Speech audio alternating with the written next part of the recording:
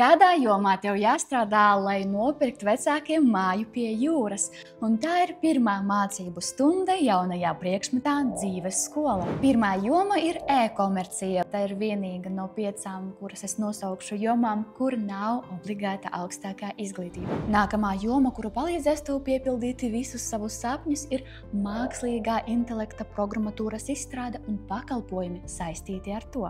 Kāda nepieciešama izglītība? Vidusskolā pabeidz inženierzinātņu novirzienu, un pēc tam augstskolā izvēlies jebkuru IT novirzienu. Tādi paši ieteikumi man būs arī par mākoņu pakalpojumiem. Tā ir trešā nozare, kur tu varēsi tiešām nopelnīt daudz.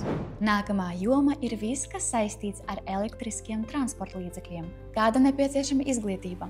Inženierzinātņu novirziens vidusskolā, un pēc atestāta saņemšanas dodies uz universitāti, lai saņemtu vienu no šīm specializācijām. Elektrotehnikas un elektronikas inženieris, autoinženieris, ražošanas un rūpniecības speciālists un programmatūras inženieris. Un 5. nozare ir digitālā reklāma. Kāda nepieciešama izglītība? Mārketings, biznesa vadība, multimediju komunikācija vai datorzinātnes un datu analīze. Piesako mūsu profilam, lai nepalaist garām nākamo mācību stundu priekšmetā dzīves skola. Pārējos priekšmetus un visu skolas programmu tu varēsi apgūt VSK LV tālmācības vidusskolā. Piesako un piesakies mācībām!